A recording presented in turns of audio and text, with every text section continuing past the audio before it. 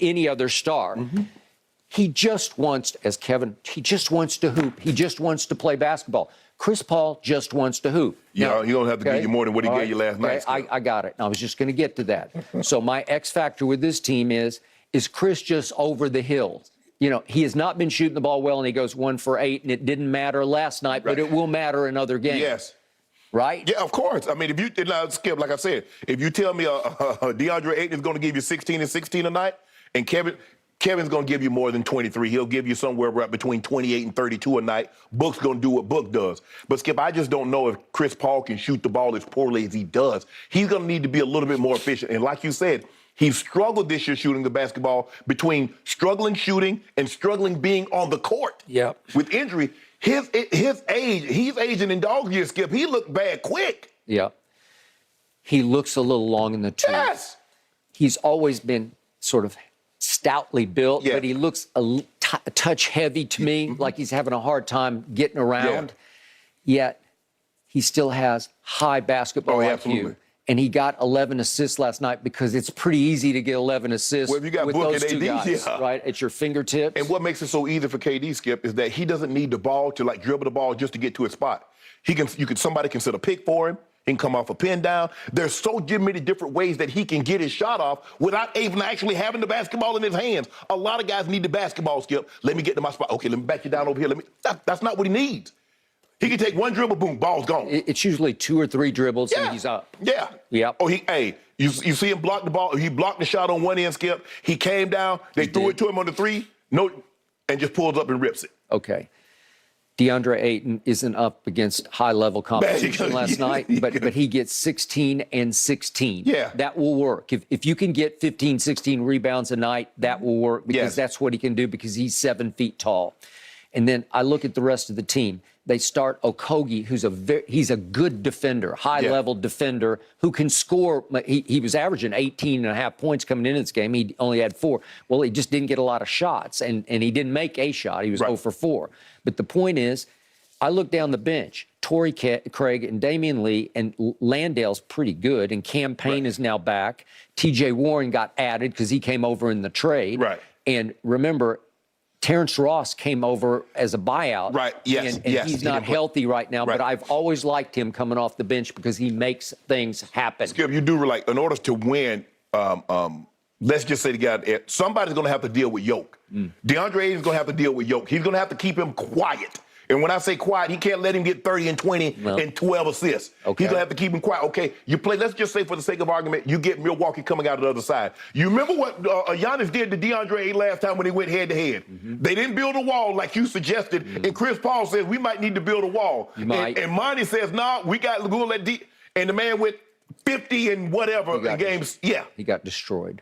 They got destroyed. It was a bad idea. So he's going to be your X factor. Book and KD going to do what Book and KD does. But at some point in time, you're going to have to find somebody to shut down. If you play Boston, somebody's going to have to deal with JT and JB.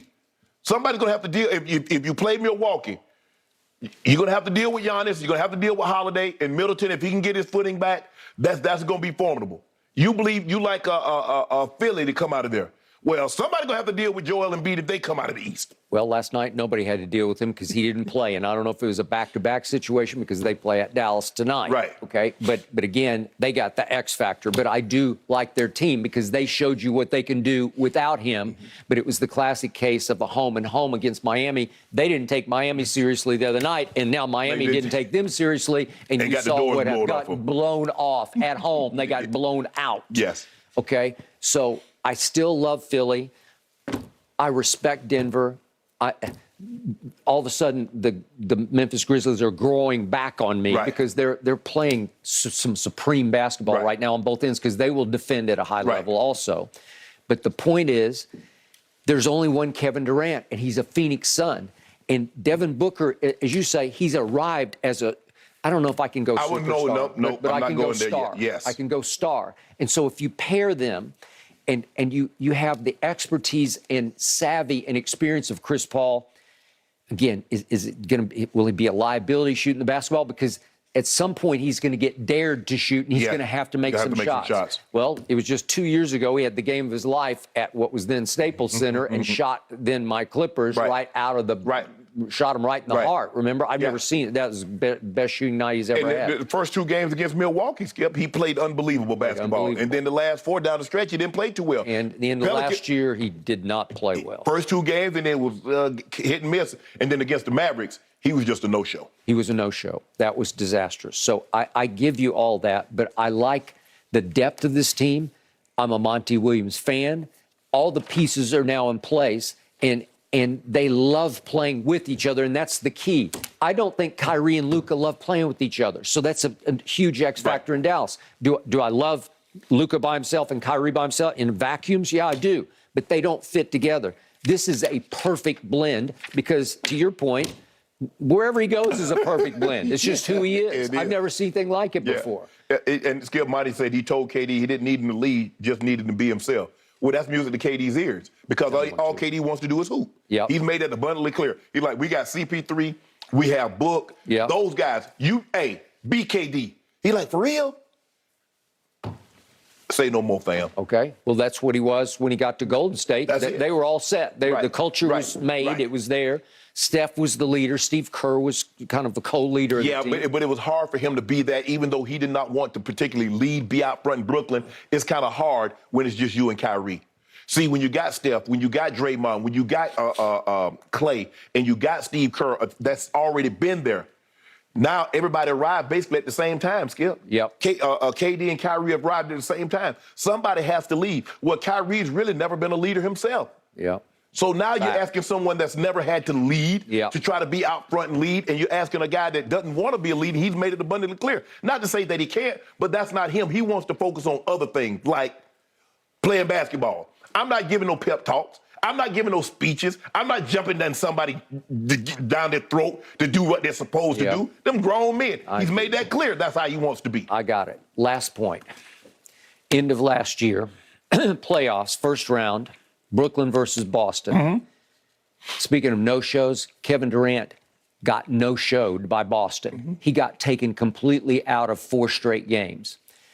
It was the worst he's ever played. He looked hapless and hopeless, but to me, he looked dispirited. He looked like he was playing half-hearted basketball because his heart was no longer in playing with a team that had been torn apart by Kyrie's decision not to get vaccinated.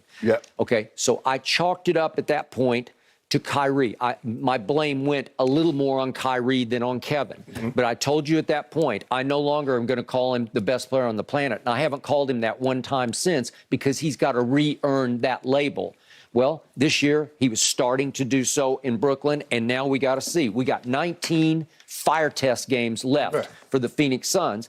I think he still has the potential to be the best player on this planet, and I think you do too, but he has to. It's time to reprove it. Yeah, but there's other guys that like they've gotten so much steam and so built up so much goodwill and faith with Giannis and Jokic.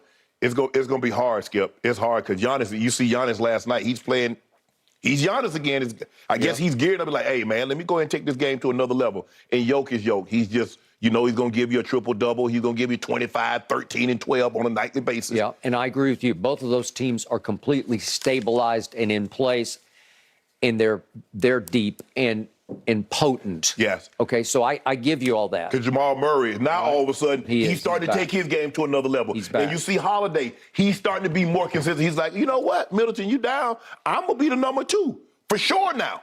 And he's taking his, you know what he is on the defensive end, Skip. He's that. He's one of the best. He's now the best two-way player in basketball. Okay, well, you can make that case. I mean, Giannis, but still, he's right there, Skip. Okay. He's right there. Well, you might have the best two-way. You got the great defender, big team. All right, but only one team now has Kevin Durant. That's why I like the Suns. You moved it to the front of the line.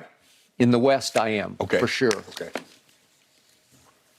It's KD's 4th team in 7 years, guys, and he admits last night he was indeed a little nervous. I can imagine. I love it. He says he wants to be coachable.